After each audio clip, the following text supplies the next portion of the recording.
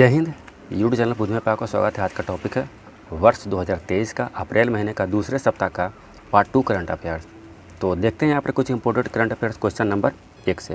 Question number 1, 9 अप्रैल 2023 को Bandipur tiger reserve से प्रधानमंत्री ने प्रोजेक्ट टाइगर के 50 वर्ष पूरे होने के उपलक्ष्य में बाघ गणना रिपोर्ट 2022 के बारे में जिक्र किए हैं। तो इस रिपोर्ट के अनुसार बाघों की संख्या कितनी हो गई है 2022 में? 3167 हो गया है। डी हो जाएगा यहाँ पे आंसर। 4 साल में बाघों की गणना किया जाता है। 2018 में गणना हुआ था और अब 2022 में हो रहा है। तो 2018 के अनुसार 2967 बाघ थे भारत में, जिसमें 200 की वृद्धि हुई, यानी कि 6.7% की वृद्धि हुई और 3167 हो गया है वर्तमान में। प्रोजेक्ट टाइगर की शुरुआत 1 अप्रैल 1973 को हुआ था। वर्तमान में टाइगर रिजर्व की संख्या भारत में 53 हो गया है, जिसमें से सबसे बड़ा टाइगर रिजर्व क्षेत्रफल के हिसाब से सबसे बड़ा टाइगर रिजर्व है जो नागा अर्जुन सागर श्रीशैलम टाइगर रिजर्व है आंध्र प्रदेश में, और क्षेत्रफल के हिसाब से सबसे छोटा टाइगर रिजर्व है जो बोध टाइगर रिजर्व है जो महाराष्ट्र में है। बोध टाइगर रिजर्व सबसे छोटा है। और बाघ को IUCN की रेड लिस्ट में इन डेंजर कैटेगरी में रखा गया है, जबकि साइट्स के परिशिष्ट 1 में रखा गया है। तो यहाँ पे हो जाएगा 3167 बाघ। और बांदीपुर टाइगर रिजर्व है जो कर्नाटका में स्थित है। डी हो जाएगा आंसर। अगला प्रश्न है, भारत का पहला real estate investment trust REITs और infrastructure investment trust invests index को किसने लॉन्च किया? तो इसे NSE नेशनल स्टॉक एक्सचेंज का एक शाखा NSE इंडिसेज लिमिटेड ने लॉन्च किया। डी हो जाएगा यहाँ पे आंसर। इसका उद्देश्य है जो नेशनल स्टॉक एक्सचेंज पर सार्वजनिक रूप से सूचीबद्ध और कारोबार करने वाले REITs और इन्वेस्ट्स के प्रदर्शन को ट्रैक करना है। REITs है जो रियल एस्टेट परियोजनाओं में निवेश करता है, जबकि इन्वेस्ट है जो लंबे समय के लिए बुनियादी ढांचा परियोजना में निवेश करता है।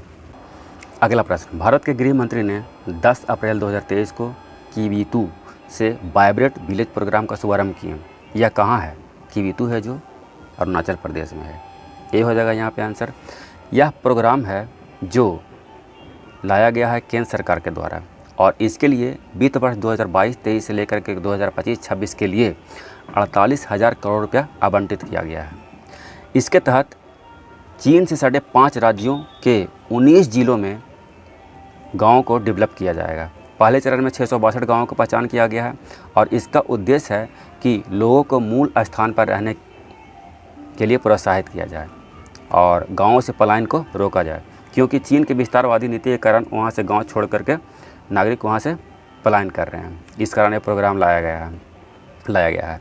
और यह प्रोग्राम है जो ग्राम पंचायतों की सहायता से जिला प्रशासन द्वारा तैयार किया जाता है। अब जान लेते हैं चीन से सटने वाले 5 राज्यों का नाम कौन कौन है जो।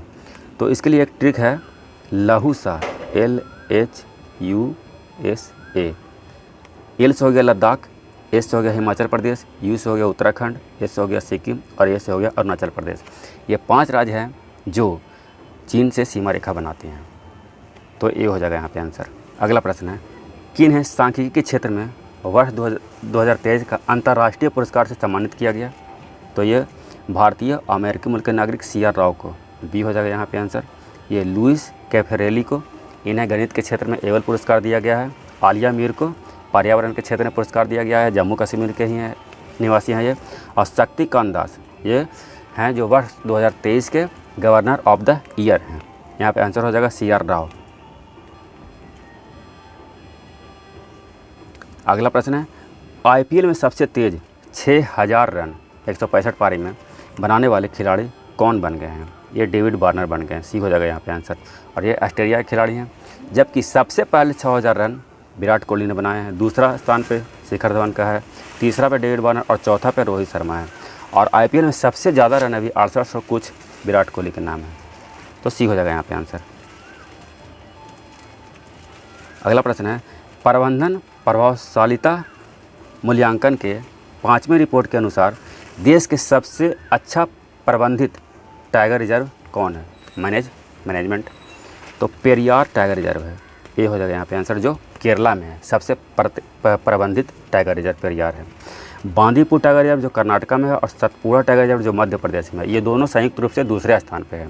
यहाँ रानीपुर टाइगर रिजर्व है जो 53वां टाइगर रिजर्व है। रानीपुर। भारत में टाइगर रिजर्व की संख्या 53 है। 53वां टाइगर रिजर्व है जो रानीपुर टाइगर रिजर्व है, जो उत्तर प्रदेश में है, तो यह भी ध्यान रखेंगे। और सबसे प्रबंधित राज्य टाइगर रिजर्व में सबसे प्रबंधित राज्य है जो कर्नाटका है।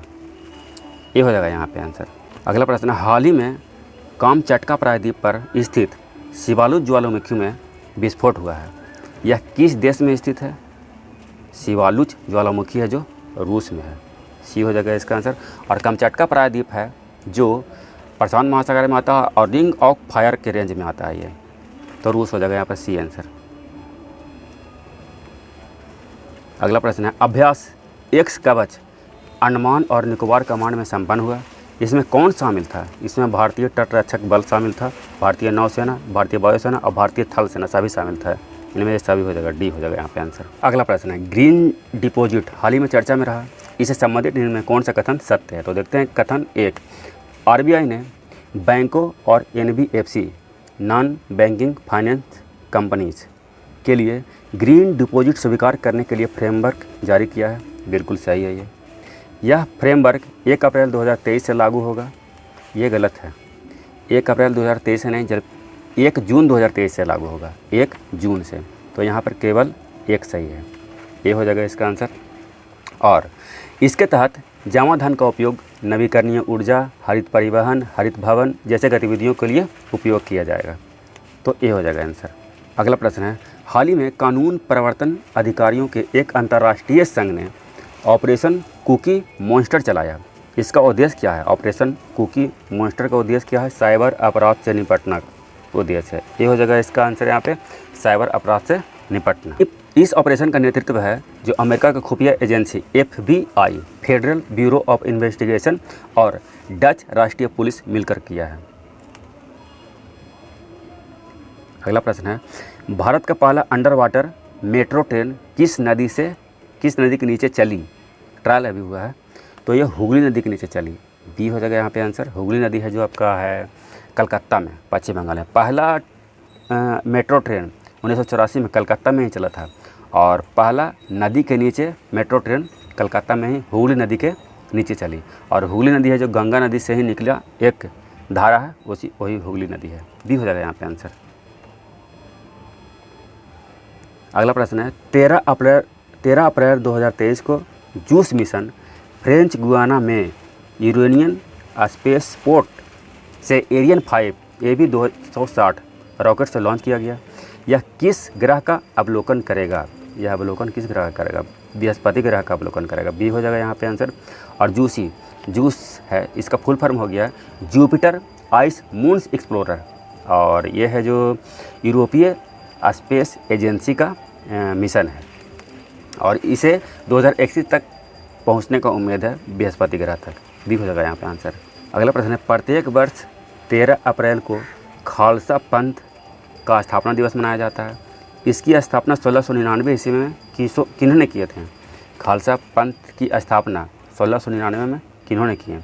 ये किए गुरु गोबिंद सिंह। डी हो जाएगा यहाँ पे आंसर। सिखों के 10वें गुरु गोबिंद सिंह हैं, और इन्होंने खालसा पंथ की स्थापना की है 1699 में, जबकि प्रथम गुरु नानक देव हैं। डी हो जाएगा यहाँ पे आंसर।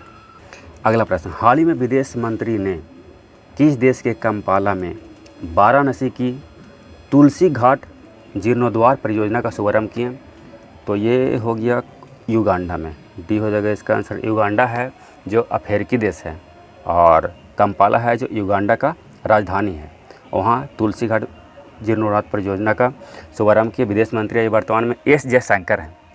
और देखिए विक्टोरिया झील है, विक्टोरिया झील है जो अफ्रीका में है, और विक्टोरिया झील से 3 देशों का सीमा लगता है। 3 देशों में कौन कौन है? तो यू ता के, इसका ट्रिक है, यू से युगांडा, ता से तंजानिया और के से केनिया। ये तीनों देश से सीमा लगती है विक्टोरिया झील का। और यहाँ पे जो युगांडा है जो लैंडलॉक देश है, लेकिन विक्टोरिया झील से सीमा लगती है, लेकिन समुद्र से नहीं लगती है, तो युगांडा। डी हो जाएगा यहाँ पे आंसर। अगला प्रश्न है, हाल ही में भारत के निर्वाचन आयोग ने किस पार्टी का राष्ट्रीय पार्टी होने का दर्जा नहीं छीना? वर्तमान में छीना गया है कुछ पार्टियों से राष्ट्रीय पार्टी का दर्जा। उसमें है राष्ट्रवादी कांग्रेस NCP, तृणमूल कांग्रेस TMC, और भारतीय कम्युनिस्ट पार्टी CPI, ये तीनों पार्टी से राष्ट्रीय पार्टी होने का दर्जा छीन लिया गया है, जबकि आम आदमी पार्टी को राष्ट्रीय पार्टी का दर्जा दिया गया है। ये हो जाएगा यहाँ पे आंसर, जिससे अब वर्तमान में राष्ट्रीय पार्टी की संख्या 6 हो गया है। वर्तमान में राष्ट्रीय पार्टी की संख्या 6 हो गया है और 6 राष्ट्रीय पार्टियों में BJP हो गया, कांग्रेस हो गया, बहुजन समाज पार्टी हो गया BSP, communist party of India M CPI हो गया, नेशनल पीपल्स पार्टी NPP और AAP आप हो गया। ये 6 हो गया। अगला प्रश्न है, वर्ष 2023 में दुनिया के सबसे आपराधिक देशों की सूची में भारत का स्थान कहाँ है? तो भारत का स्थान 77वां है, D हो जाएगा यहाँ पे आंसर, जबकि वेनेजुएला का प्रथम स्थान है। 126वां स्थान भारत का है, वर्ल्ड हैप्पीनेस रिपोर्ट 2023 में 126वां है। 50वां स्थान है, हेनले पासपोर्ट इंडेक्स 2023 में 50वां स्थान है भारत का, और जबकि 42वां स्थान है अंतर्राष्ट्रीय बौद्धिक संपदा सूचकांक में 42वां स्थान है भारत का। D हो जाएगा यहाँ पे आंसर 77वां। अगला प्रश्न है, विश्व का पहला जटायु एशियाई किंग गिद्ध संरक्षण केंद्र महाराजगंज में बना है। यह कहाँ है? महाराजगंज उत्तर प्रदेश में है। ये हो जाएगा यहाँ पे आंसर, और ये हो गया जटायु गिद्ध। अगला प्रश्न है, भारत और WFP वर्ल्ड फूड प्रोग्राम के बीच मुंबई में हुए एक समझौते के अनुसार भारत किस देश को 10,000 मीट्रिक टन गेहूँ भेजेगा? तो ये अफ़गानिस्तान को भेजेगा। C हो जाएगा इसका आंसर। अफ़गानिस्तान में अभी हाल ही में हालत बहुत ख़राब है, वहाँ 20 मिलियन से अधिक लोग भूखमरी का शिकार हो गए हैं, सामना कर रहे हैं भूखमरी का, और 10 में से 9 परिवार भोजन का खर्च नहीं उठा पा रहे हैं। इसलिए भारत अफ़गानिस्तान को 10,000 मीट्रिक टन गेहूँ भेजेगा। WFP की स्थापना 1961 में हुआ है और इसका मुख्यालय है जो रोम में है, और इसे वर्ष 2020 में नोबेल का शांति पुरस्कार मिला। आज भारत का कद इतना बड़ा हो गया है कि कई देशों की निगाहें भारत की ओर है और भारत से उम्मीद है कि वो सहायता करेगा। अगला प्रश्न है, कोको द्वीप समूह पर चीन द्वारा निर्मित सैन्य सुविधा भारत के लिए चिंता का विषय है। यह द्वीप कहाँ है? कोको द्वीप है जो कहाँ है? म्यांमार में है। ये हो जाएगा यहाँ पे आंसर। वहाँ पर सैन्य गतिविधि चीन द्वारा बढ़ाया जा रहा है, तो भारत को चिंता जाहिर बात है होगा ही, क्योंकि अंडमान निकोबार द्वीप समूह के नज़दीक में ही है म्यांमार। अगला प्रश्न है, 14 अप्रैल को डॉक्टर BR अम्बेडकर का जयंती मनाया गया। इनसे संबंधित निम्न में कौन सा कथन सत्य है? कौन सा कथन सत्य है? पहला कथन देखते हैं, उन्होंने 14 अक्टूबर 1956 को बौद्ध धर्म ग्रहण कर लिया। बिल्कुल सही है, इन्होंने 1956 में बौद्ध धर्म को अपनाया। दूसरा कथन है, उन्होंने मार्च 1927 में महाड़ सत्याग्रह का नेतृत्व किया। तो ये भी सही है, 1 और 2 दोनों सही है। C हो जाएगा यहाँ पे आंसर। और इन्हें 1990 में मरणोपरांत भारत रत्न दिया गया और 14 अप्रैल 1891 को इनका जन्म हुआ, और ये संविधान का निर्माता के रूप में जाने जाते हैं।